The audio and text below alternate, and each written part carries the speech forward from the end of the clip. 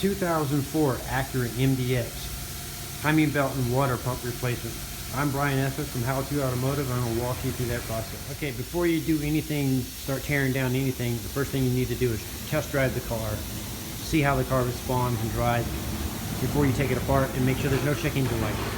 So after test driving, we're going to get started by removing the top cover. A couple of these are already missing, but you're just going to pop up these little plastic tabs, and underneath there's 4 10mm bolts on the corners here. So remove those and take the cover off. After getting the top cover off, we're going to remove this front cover here. So you can put your flatbed screwdriver, quarter turn, and quarter turn, and then this whole panel should pop off. So after getting the covers off, now we need to rack the vehicle up, and we need to remove the right front wheel. So now that the right front wheel is removed, we need to remove the splash shield, and they have a couple of these little clips like this. There's going to be one here, one underneath vertically here, and then there's sometimes, now that you got the shield off, you want to put a here's the tensioner here, a 14mm wrench or ratchet, and you want to pry counterclockwise, and that'll relieve the tension, and you can take the belt off. So go ahead and do that. Take the belt off. Okay, after getting the belt off, the next step is to go ahead and break the crank bolt free. You're going to need a special tool that fits into the crank, and then I use 2 breaker bars, one that run it through the suspension and hook it, and then I use 1 breaker bar with a jack handle and use it as leverage, and you have to pry the heck out of this thing, and they're usually on there really tight, and break that bolt free. Okay, after getting the crank bolt out, go ahead and pull the crank pulley off. After that, we're going to remove the belt tensioner. So we're going to remove the center bolt here, and then this lower bolt here. So now that you got the belt tensioner out of the way, you can go ahead and start removing the cover bolts. So just work your way around and go and take as many of them out as you can. All the way. So after removing 12 of the bolts, you can see them all piled up there. A lot of them are from the upper cover too. So I got to 12 of them from here. Go ahead and pull the lower cover off. When we do put it back together, the lower cover will go on first before the upper covers. And then also you want to pull the this little washer here that helps keep the belt in place. Pull that off and set that aside. Okay, now that we got all that off, before we lower the car down, go ahead and loosen up the 14mm bolt here that holds the engine mount on. We're going to remove the engine mounts too in a minute. So go ahead and loosen that bolt. You can go ahead. Now I got the car lowered back down, and I put a pan underneath the where the water pump, underneath the water pump area, and I got a floor jack with a big block of wood underneath the oil pan there. Now we're going to go back up top, and before we remove any of the mounts or anything, we're going to remove the go ahead and remove the power steering pump.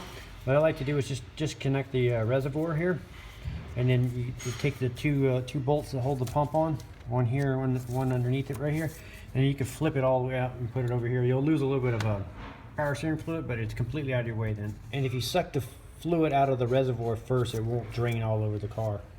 So go ahead and suck the fluid out of the reservoir, and then remove the hose, remove the pump, set it aside. So now that I got the power steering pump just kind of set out of the way, I'm going to go ahead and take off the rest of my bolts to hold the 2 upper covers on, and the little electrical connectors that are connected to the cover, pop those out.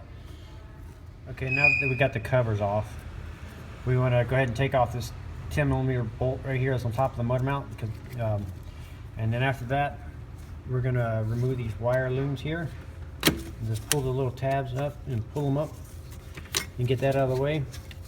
So now we need to get this motor mount out. So you got your engine jacked up with the jack, just slightly, a little bit of pressure on it, on the oil pan with a block of wood. Go ahead and take the power steering reservoir that was originally mounted right here, and it just slides into a little groove, and just pull up on it and it'll come out, and you kind of tuck it out of the way. After you tuck it out of the way, this bolt here, the long bolt, goes in this way. It's it's like a 17mm here. Go ahead and remove that, and then remove the 2 14s on the top of it, and then you can slide this whole mount out like so. And now there's one more bolt here, and right underneath it, it's kind of in a tunnel. There's another 14mm bolt here. You're going to take that out too. And okay, to get to this bolt that's inside here, we're going to have to remove this motor mount here. So what we're going to have to do is, I took this cover off that covered up the PCM here.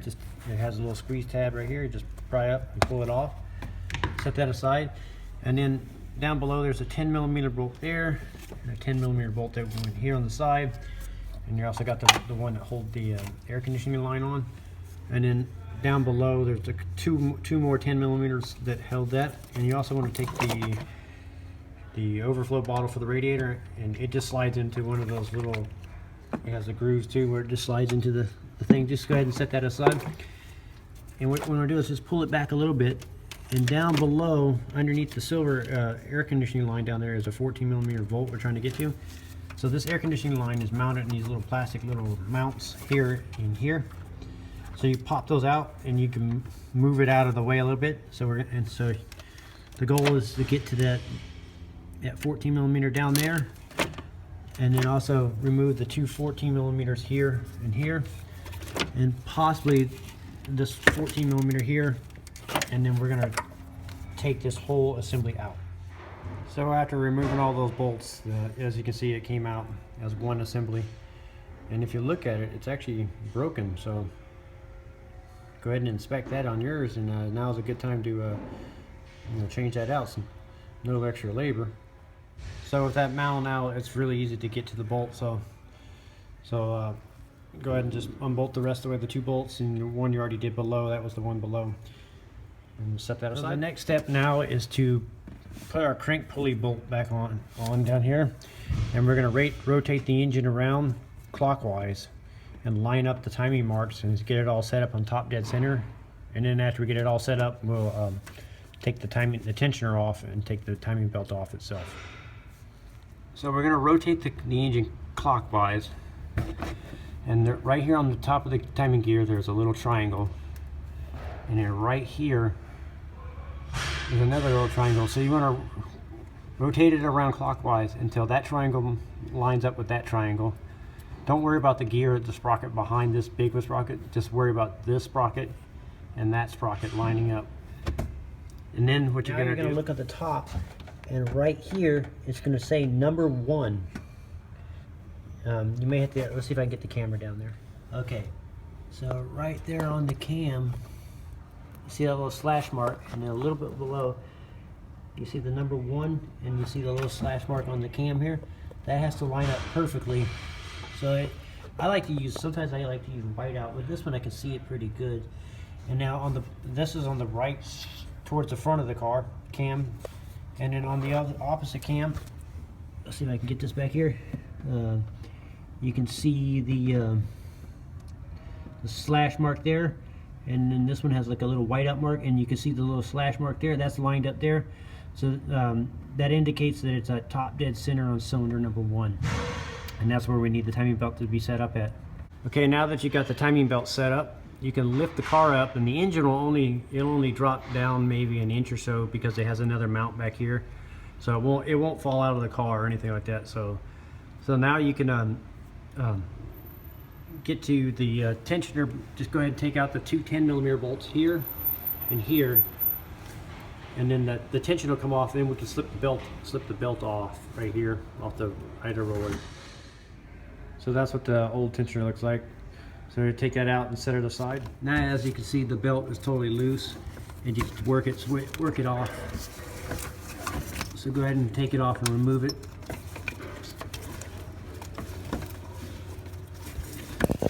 Okay, now that the timing belt is removed, I'm going to go ahead and remove the idler pulley here and the tensioner.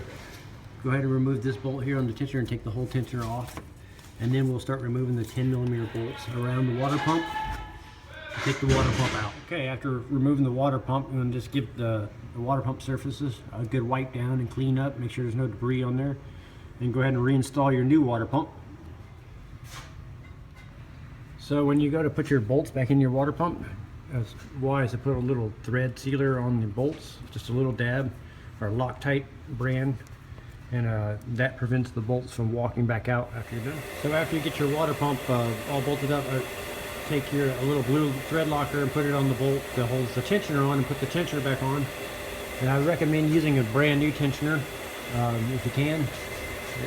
It's a lot of work to go in there and then have a problem later, so I always recommend using new parts. Putting a new idler tensioner in your idler pulley on, I like to put the timing belt on next. So you're going to make sure you match the new one up with the old one, make sure it's the correct part. And I'm going to route it around the bottom first, and then I'm going to go around this pulley, the idler pulley, and then go up to the right cam first. Okay, so what I did was put it around the crank pulley first, then round it around the idler pulley, and pulling all the tension out of it, being careful not to rotate the crank though. Where there's no slack in it, so it's actually tight. Put it around the right cam here, under the water pump, and then what you do is you pull it really tight, so there's no play in it. Then you route it over the water pump, and with the tensioner out, there's plenty of room to get the belt on. So now it's on. Now what we're going to do is we're going to get the tensioner, the new tensioner. We'll raise it back up in the air, and we'll put the new tensioner on. Okay, so the new tensioners are going to come in with the cylinder pressed in with this grenade pin holding it all together. If you're going to reuse the old one, you can press this in with a vise, and then put like a drill bit if you don't have the grenade pins. Put a drill bit in it, or an Allen wrench that'll fit through it, and that would work. So now we got our new tensioner in. What we do is we slide it in the back way and put the bottom bolt in first, and then with one hand rotate the tensioner out of the way, and then rotate it up like that, and then put your second bolt in. And you also want to put that blue Loctite on these bolts too. And start your bolts and go ahead and tighten this down. And then what you want to do is kind of eyeball your timing marks and make sure they're pretty much in the same position after you tighten this down and torque it down. Then if everything looks like it's in the right position where it didn't move in any way when you were putting the belt on, then you can go ahead and pull the pin off. And then after the pin's out, we're going to rotate the engine completely, one full revolution, and recheck our timing marks to verify that nothing moved. So with the tensioner that is the pin removed, you double check your mark. So now you can see that this mark and this mark are still lined up.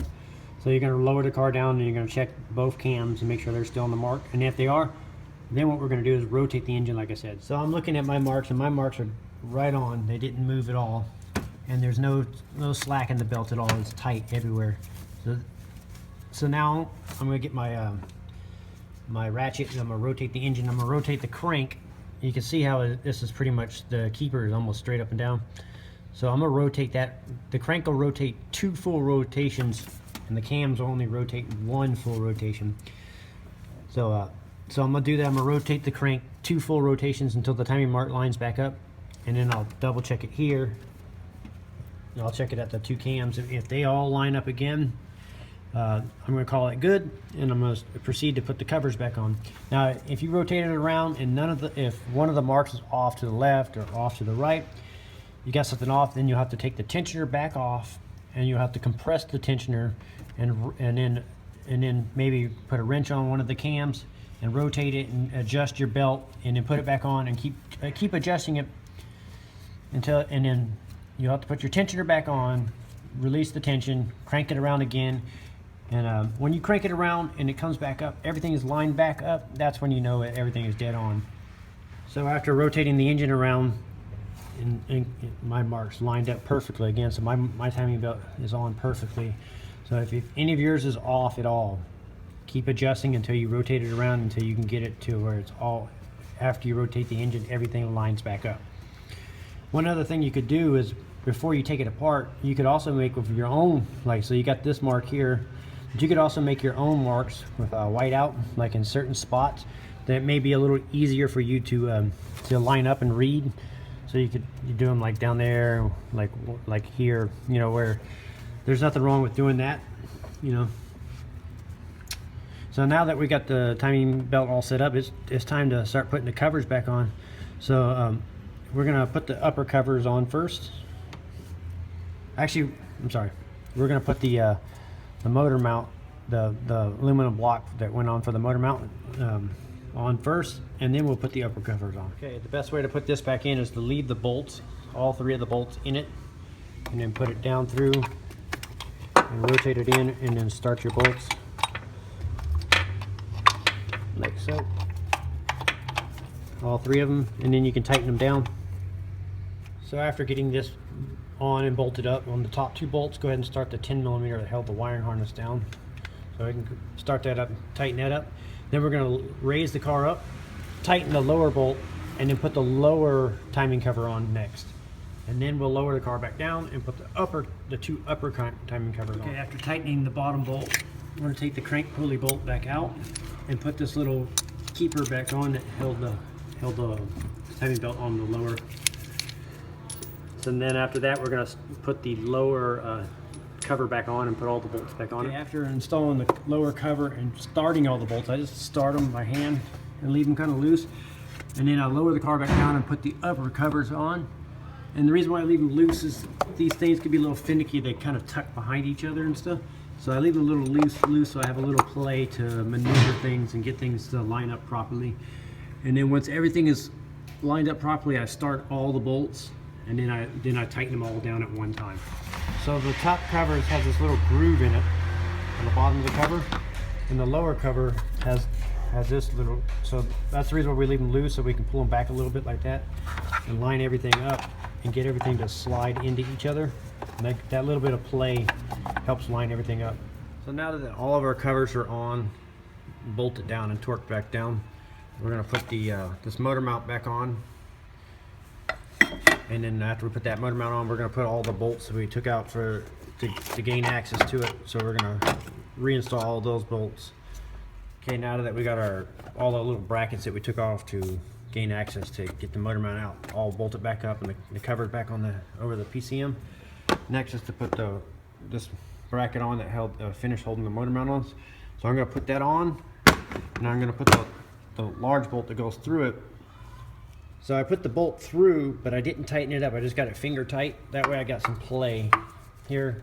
And what you're going to do is you're going to use your jack, and you're going to jack the engine up or lower the engine down, depending on what you need to align your bolts. And I like to keep it all loose and kind of start everything by hand.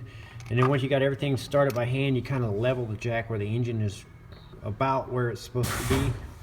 And then I like to tighten these two bolts first, and then I'll tighten this bolt last, and that'll complete this mounting of the engine mount. Then you can remove your jack. You may also have to put like a little pry bar or screwdriver right here and wiggle and use that and pry it to wiggle to get everything to line up. So, okay, now that all the bolts are on and tight, we're gonna go ahead and put our wire looms back into place. And then after that, we're going to put the power steering reservoir back into its little saddle that went in. We're also going to put the coolant reservoir back into place.